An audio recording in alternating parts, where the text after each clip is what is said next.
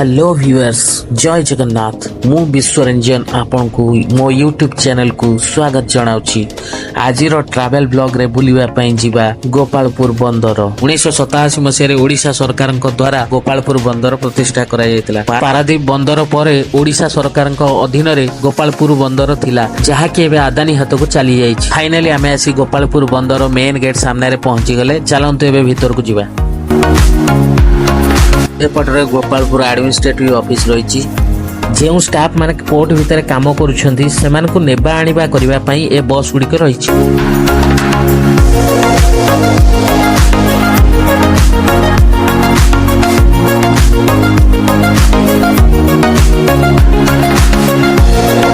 ये हैला पुराना जेटी जेउठी आगरु बड़ बड़ जहाज लागुथिला वर्तमान ए अस्थायी होई पड़ी रही।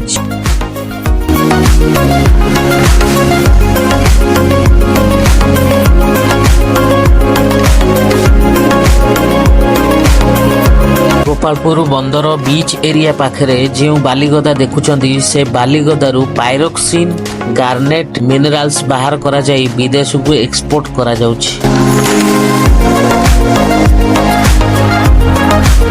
रास्तार डाहाण पटरे आयरन ओर स्टाक होई रहिथिबार देखि पारुथिबे। से सब गुडी को चाइना जापान को एक्सपोर्ट करा जाउछि।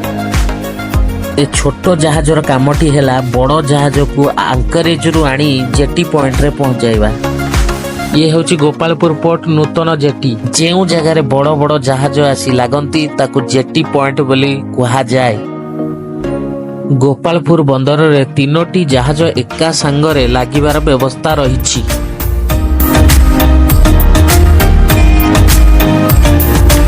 ए कोन सेप परी देखा जाउथुवा जगाटी रे कोइला कार्गो प्लॉट ऊपर कन्वेयर बेल्ट द्वारा आसी जेटी रे पहुंची थाए एवं एइठारु डायरेक्ट कार्गो जहाज रे लोड होई थाए। एहा एक ऑटोमेशन प्रोसेस।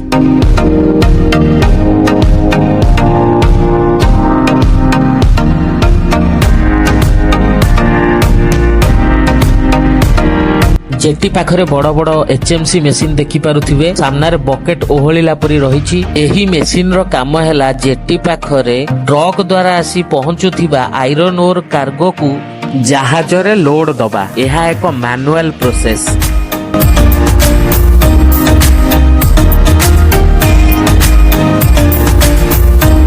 फाइनली गोटिए जहाज 1 नंबर बर्थ रे लागिछि। 2 नंबर एवं 3 नंबर बर्थ खाली रहिछि।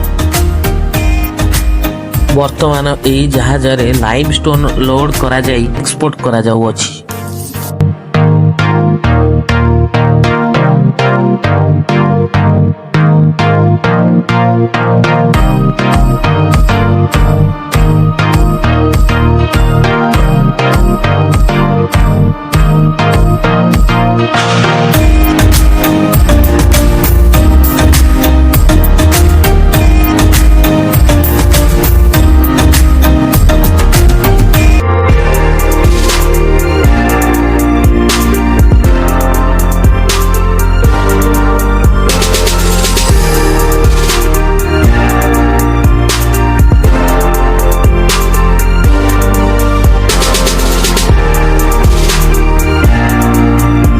वर्तमान आमे आसी पहुंची गले जहाज कंट्रोल रूम निकटरे।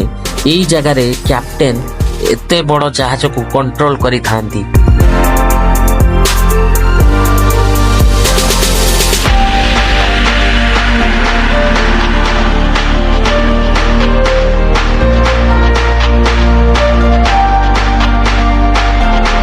ये हैला जहाजर इंजिन रूम।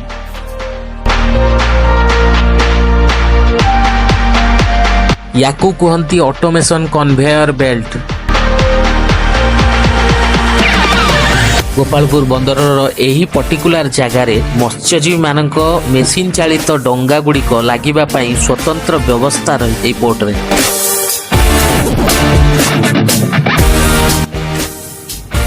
एही मेसिन चालित डंगा साहाय्य रे मत्स्यजीवी माने गभीर समुद्र भीतर को जाई सामुद्रिक माछ एई जगारू बाहर राज्य को पठाई थांती।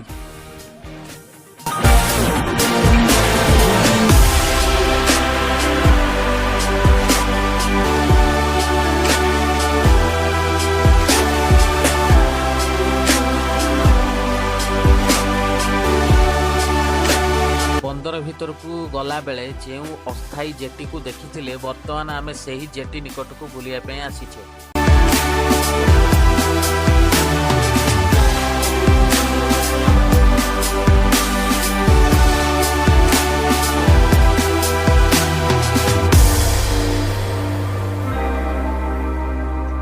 सूर्यास्त समयर दृश्य अति सुंदर लागे एही अस्थायी जेटी पाखरे।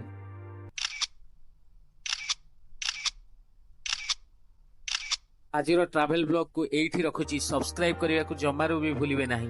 नमस्कार, जय जगन्नाथ।